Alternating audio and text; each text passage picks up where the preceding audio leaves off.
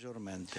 Te propongo que sigamos con este tema después de recibir a nuestro invitado de lujo. Es gran amigo, gran compañero, muchos años haciendo cosas juntos, historiador, compilador. Es un hombre que se podría llamar que es la memoria viva del peronismo. Estoy hablando de Roberto Baschetti. Buenos días, Roberto Baschetti, ¿cómo estás? Hola, ¿qué tal? Buenas tardes, mucho gusto. Se ve que vos almorzaste y yo no, porque yo digo buenos días y vos decís buenas tardes. Muy bien, eso está bien. ¿Cómo estás, Roberto? Bien, querido, siempre produciendo, trabajando, haciendo algo, va. Sí, y algo importante, algo útil, además tenés ahí en la casa también otro tractor permanente de hacer cosas, ¿no? Sí, así es. Ahora, para resumir rápidamente, ¿verdad? Por un lado, vamos a sacar un libro con el amigo Facundo Carman, que es un... Otro amigo muy querido. Lo conocés, ¿verdad? Un amigo muy querido de hace muchos años. Bueno, y éramos los dos locos que cuando éramos pibes, todo el mundo iba a una manifestación y obviamente cantaba, proclamaba y miraba el horizonte. Nosotros mirábamos el piso y juntábamos los volantes y los panfletos. Y bueno, la cuestión que ahora vamos a sacar panfletos y volantes del peronismo desde la caída de Perón en el 55 hasta el comienzo de la dictadura militar, en la última cívico-militar en el 76. Qué interesante. Así que bueno, es un lindo proyecto. Vos sabés que si te falta alguno, yo descubrí estando en el exilio que hay una biblioteca que tiene todo completo, todas las publicaciones, no solo el peronismo, de la izquierda, de los intermedios, de los dudosos, de todos los que vos quieras, que no falta ni un volante, ni una revista, nada, que es la biblioteca del Congreso de Estados Unidos. Mira. Esa biblioteca es la más completa en el mundo de todo lo que, me imagino que en todos los países pasará lo mismo, pero de lo que se ha producido desde el campo popular en la Argentina está ahí. Me enteré porque alguien me comentó que había visto a la revista Militancia ahí y entonces me llamó la atención y bueno, me informé un poco más y descubrí que no era que tenían una simpatía especial por nosotros, sino que nos miraban con atención. Roberto, vos acabas de terminar otra publicación, ¿no? Sí. Muy interesante. Contanos bien en detalle porque eso es muy interesante lo que acabas de terminar. Dame un segundo que para no olvidarme de nada tengo acá una ayuda a memoria. Dame un segundo. Dale. Para los que se suman en este momento, estamos conversando con Roberto Baschetti, que es un compañero indispensable porque es el que ha editado permanentemente listas de compañeros, libros. Te estaba haciendo una apología de vos, que sos una persona fundamental para mantener la memoria del campo popular en general y del peronismo en particular, ¿no? Bien.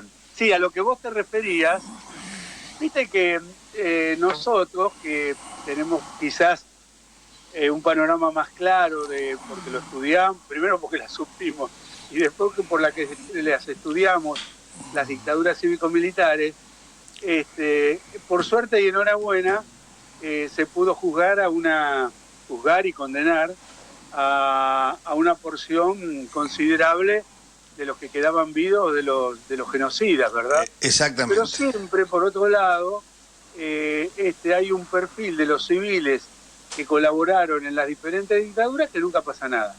¿Viste? Siempre se pliegan, se esconden, muchos después aparecen en otras dictaduras, y bueno, y nada. Entonces dije, aunque la gran mayoría obviamente por una cuestión biológica están fallecidos, sería bueno nombrarlos, nombre, apellido, dónde actuaron. La participación que tuvieron, ¿no es cierto? ¿Cómo? La participación que tuvieron ellos en estos Exactamente, momentos. en cada una de las dictaduras. Y bueno, y junté 1841 civiles que de alguna manera colaboraron con esas dictaduras, ¿no? Ujú. Así que me pareció importante enfocar y dejar al descubierto, como te digo, a todos los individuos que muchos de ellos, como era de esperar, en cargos públicos, pero que provenían de una clase alta, oligárquica, Así es. tanto financiera como terrateniente, ¿no? Y bueno, hay algunas áreas del Estado en nuestro país, por ejemplo el Poder Judicial, Claro. que son fundamentales. No es poca la participación que han tenido, arrancando ya, como lo hemos conversado más de una vez, Roberto, cuando se creó la Corte Suprema, quién era el secretario que estaba ahí llevando adelante los acuerdos y demás, que era nada más que Horacio Rodríguez Larreta. No el mismo, pero eso es lo que te quería decir. Habrás visto en tu recorrido de investigación cómo se repiten los apellidos permanentemente, y muchos de ellos también se repiten las mismas personas, porque hay personas que han tenido responsabilidades en más de una dictadura, ¿no? Tal cual. Mirá, si hay una verdadera casta, es la casta judicial, ¿no? Eso yo creo que no hay ninguna duda. Exacto, ¿no? Y también, ¿sabes qué? Me pareció importante nombrar, porque, viste, hay algunos que no son tan conocidos, pero que cuadros intermedios, por llamarlo así, provenientes de partidos tradicionales o de grupos vecinales, que se prestaron gustosamente para ocupar gobernaciones, intendencias, municipios, y que después tampoco se los conoce, y hasta ahora es la paradoja que, siendo funcionarios de dictadura, tienen ciudades con su nombre, o plazas, o lo que fuera. Y escuelas, que es gravísimo que hayan escuelas que conseguimos en la década ganada, conseguimos cambiar los nombres de muchas escuelas, pero por ejemplo habían escuelas con el nombre de Pedro Eugenio Aramburu o de Isaac Rojas, ¿no? Por ejemplo. Sí, señor, es cierto. Hay... Es más, una que se llamaba Aramburu ahora se llama Rodolfo Bosch. Florencio Varela, sí señor, esa es de Florencio Varela. Y sabés que también, Marcelo, los colaboradores civiles, tipo actores, periodistas, intelectuales, que acompañaban a Videla en todas las visitas por Latinoamérica generalmente, y avalaban el gobierno de Videla, y por supuesto decían que no había ninguna matanza, ninguna represión, que ellos eran libres y podían manejarse en la calle y que nadie los censuraba, y tenían la caradurez de ir con el genocida más grande, ¿verdad? Claro. Mirá, hubo testimonios de los desaparecidos que sobrevivieron a la dictadura, que dicen que, por ejemplo, a la ESMA se lo veía... varios periodistas, que no tengo ahora todos los nombres, sí me acuerdo de Llamas de Madariaga, que era uno... Ahí tenés, está ahí. Sí, es uno de los que visitaba la ESMA en las salas de tortura, ¿no? No era que visitaba la ESMA en los jardines, era que visitaba la ESMA en la sala de tortura. Y bueno, eran muchos de los que... El papel que tuvieron la sociedad civil, digamos, la parte civil de la dictadura cívico-militar eclesiástica, fue clave, fundamental, y además fueron los que iniciadores, porque ellos fueron los que convocaron a los militares para dar el golpe de Estado. Primero hicieron una prueba con, ¿te acordás? Un brigadier Castellini o algo por el estilo. Capellini. Sí. Y después... Capellini. Sí, Capellini. Que fue el primer levantamiento bajo el gobierno de Isabel Perón, allá en el aeropuerto del Palomar. Perdón, de Morón, la base aérea de Morón. La base de Morón. Pero lo importante, que muchas veces se ha dicho, bueno, la prensa colaboró. No, la prensa fue fundamental para la elaboración del plan y después para llevarlo adelante y para amedrentar a la población para que no hubiera nadie que se atreviera a hacerle frente a la dictadura, ¿no? Como ahora. Sí, exactamente como ahora. Sí. Y además, bueno, ahora tenemos lo que tibiamente empezó como una especie de negacionismo de la dictadura, gradualmente se ha ido avanzando y hoy ya es una reivindicación de la dictadura por parte de los más altos magistrados dirigentes del país, como por ejemplo del presidente y de la vicepresidenta de la Nación, ¿no? Claro. Sí. Yo creo que también eso significa de que uno no puede bajar la guardia y tiene que permanentemente dejar testimonio o explicar la ferocidad no solo de las dictaduras estas, sino que rompieron todos códigos de derechos humanos, o como se lo quiera llamar, y que los avalen civiles o de alguna manera gente que tiene que ver con estas dictaduras, directa o indirectamente, para mí significa de que es una batalla que hay que darla permanentemente. Fíjate, sin ir más lejos, ahora Agustín Laje, que fue el que de alguna manera encabezó el mismo día del aniversario del golpe, ahora el 24 de marzo pasado, la defensa, y haciéndose pasar por un joven virgen políticamente y demás, resulta que es el nieto de un genocida y torturador. Sí, un simil mamarracho desagradable de lo que había hecho el señor Tata Joffre el 24 del año pasado, ¿no? Exactamente. O sea, civiles ambos. Sé que probablemente no haya nada que te haya sorprendido, sabiendo, por ejemplo, que la Santa Iglesia Católica, por ejemplo, asistía a través de algunos de sus monseñores y de algunos sacerdotes, asistían a la tortura diciéndole al torturado, habla, que Dios te va a redimir, decinos dónde se encuentran tus compañeros, ¿no? Cosa que ha pasado en varios campos de concentración y exterminio. Pero te quería preguntar si había algo que te hubiera sorprendido, algo que descubriste en esto que no conocieras con anticipación. No, uno de alguna manera ya está alertado de que las peores bajezas humanas y las más grandes barbaridades que puede hacer un ser humano sobre otro estaban acá, ¿viste? Es decir, desgraciadamente es así.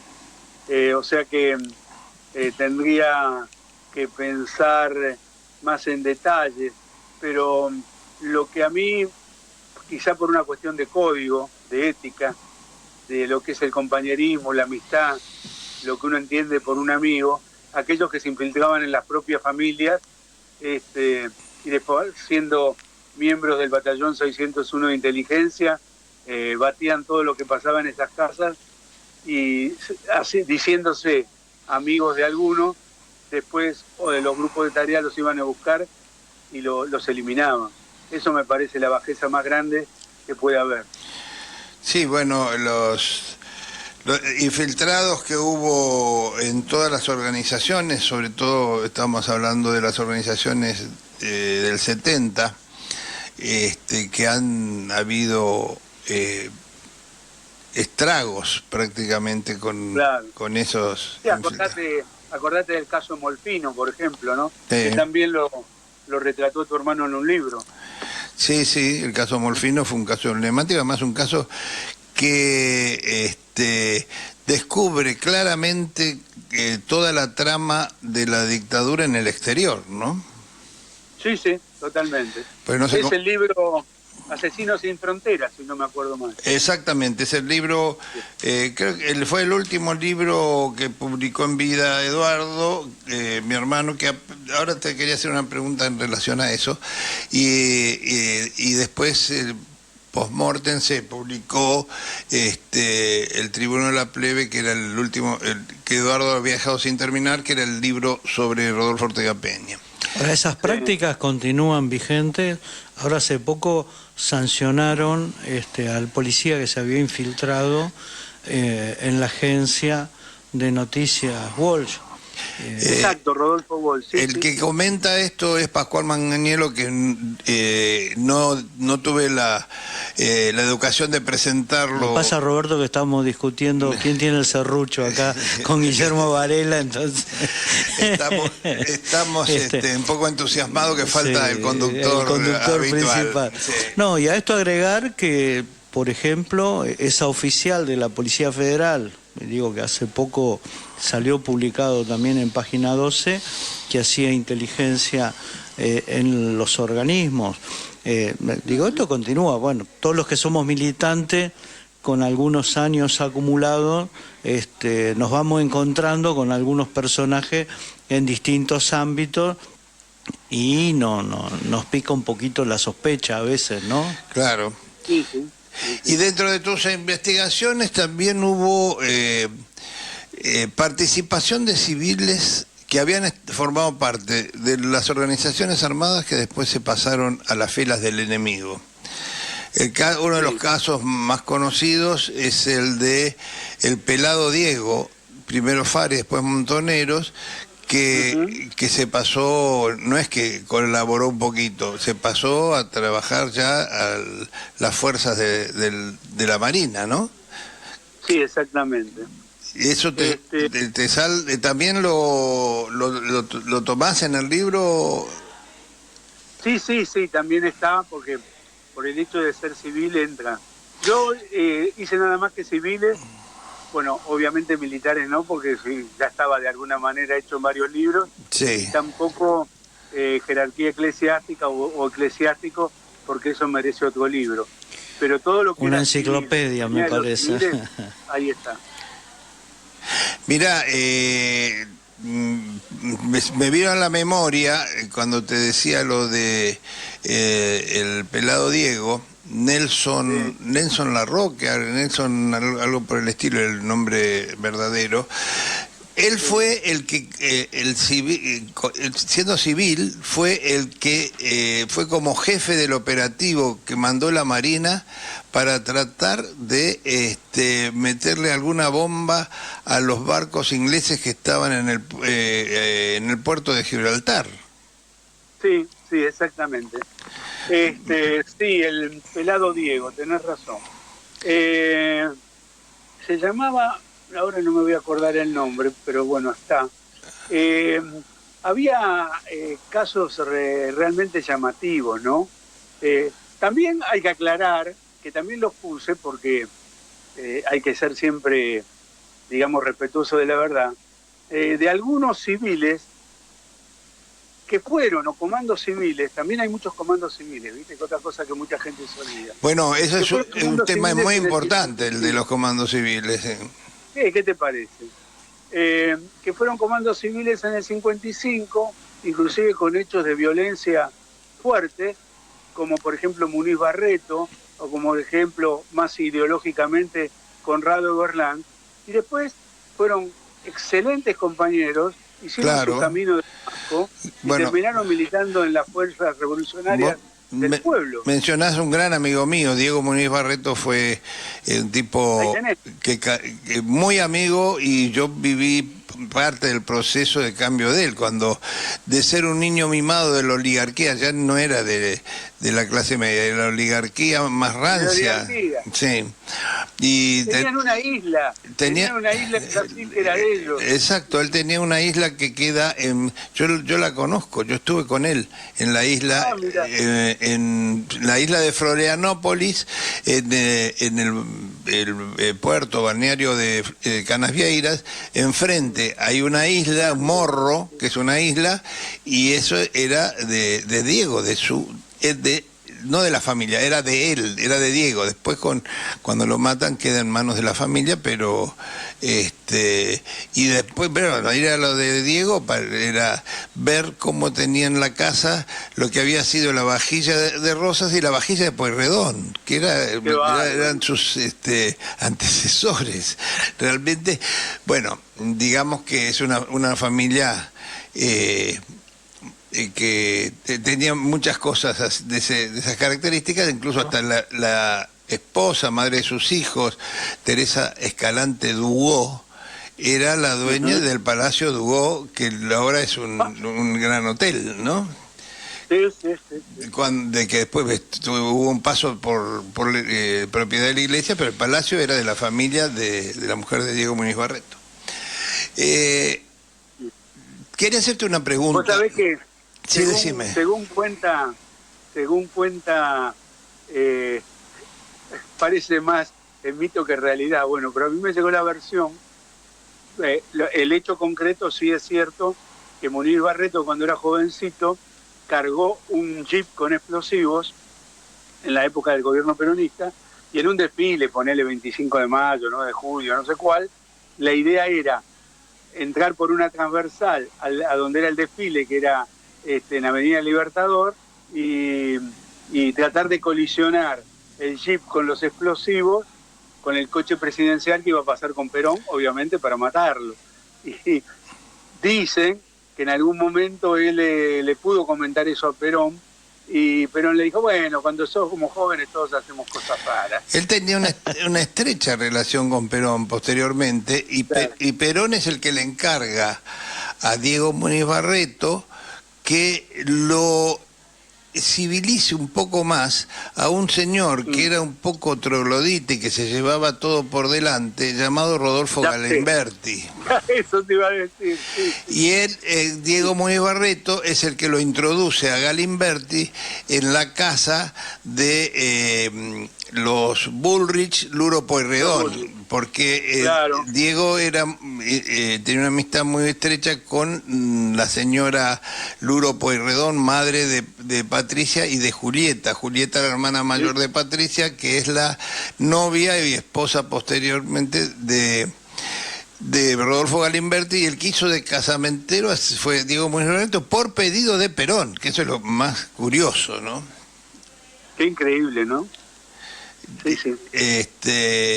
Bueno, danos más datos del libro. ¿Quién lo editó? ¿Lo editaste vos con la editorial que...? No, lo hice yo, y que imagínate que por la cantidad de páginas, que son más de 800, 700 para hablar con propiedad, solamente lo pasé virtual y libre para todo el que lo quiera tener. Qué bueno. Y danos las señales de cómo se puede acceder. Sí, a ver, déjame ver un segundo. Mirá, en cuanto corte con vos te lo mando, y vos por favor divulgalo ahí. Perfecto. ¿Sí? Mira, tenemos que ir al noticiero de las 2:30, estamos un poquito atrasados, pero quería hacerte una última pregunta. Mañana 3 de abril se cumplen 13 años de la muerte de mi hermano Eduardo Luis Duhalde. Quería saber qué recuerdo, qué te trae este nombre, ¿no? Mirá, yo no sé si te lo comenté, pero es algo que a mí me llegó al corazón, ¿no? Me demostró qué clase de hombre era. Más allá de que uno obviamente lo conocía y respetaba por sus trabajos intelectuales, por su defensa del federalismo, de las montoneras, etcétera, etcétera. Pero hay algo que fue increíble. Cuando yo voy a hacer mi primer libro, Documento de la Resistencia Peronista, Luis Fuchs, pobrecito, recientemente fallecido, me dice, que era el editor, el que me lo iba a editar, me dice, bueno, ya lo estábamos por armar y todo, ¿viste? Diagramar, mejor dicho, y me dice, che, hay una persona que te quiere conocer. Ah, bueno, imagínate que yo era un ilustre desconocido, nunca había hecho nada en mi vida de eso. Estás hablando del inicio de la democracia, ¿no? Más o menos. Exacto, porque el libro salió en el 86, 87, pero yo ya lo tenía listo en el 84. ¿sí? Claro. Y me dice, bueno, toma acá, me da el teléfono, lo llamo. Era Eduardo Luis Duhalde. ¡Ah, la mierda! Bueno, lo llamo por teléfono y le digo, mire, me dieron su teléfono, que usted quisiera aportar. Sí, es claro, me dice. ¿Cuándo podés? No, dígame usted y yo voy. Bueno, quedamos en la Biela, en la famosa bar La Biela, frente al cementerio La Recoleta, a tal hora. Después de comer, un mediodía tarde. Y bueno, yo voy, me siento y me dice, bueno, contame, a ver qué querés hacer. Entonces me dejó hablar. Yo tampoco quería hablar mucho porque cuando hablas mucho no sirve. Quería ser concreto. Voy a hacer esto, hice esto, milité, tengo tal material, no sé qué. Y se ve que le gustó lo que yo dije. Porque ahí se paró.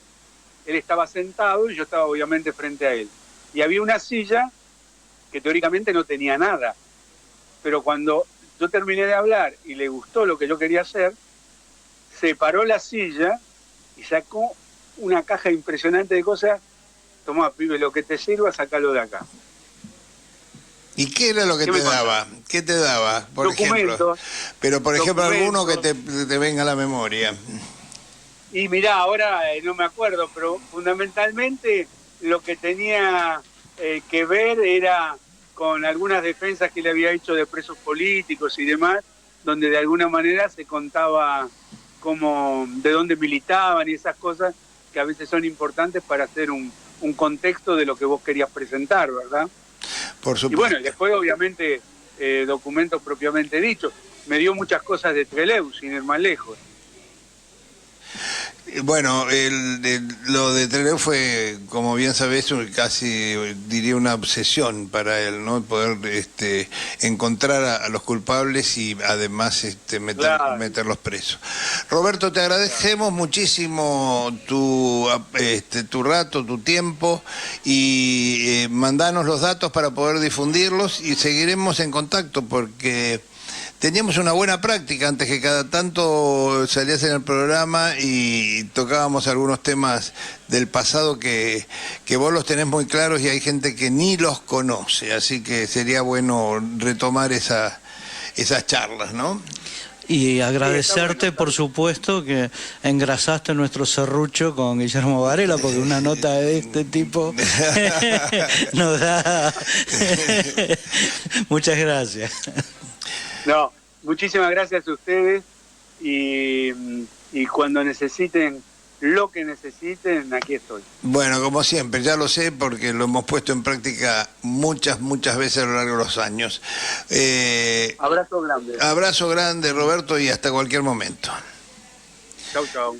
Ha sido Roberto Baschetti, historiador, compilador, tiene varios libros con, documentación, con las listas de los militantes fallecidos. Es realmente un aporte a la memoria colectiva muy importante los trabajos que hace él. Vamos a pedirle a nuestra querida alma mater, a Diana, que vayamos a hacer la pausa esa que se nos quedó atrasado. ¿Te parece? Bueno, vamos allá.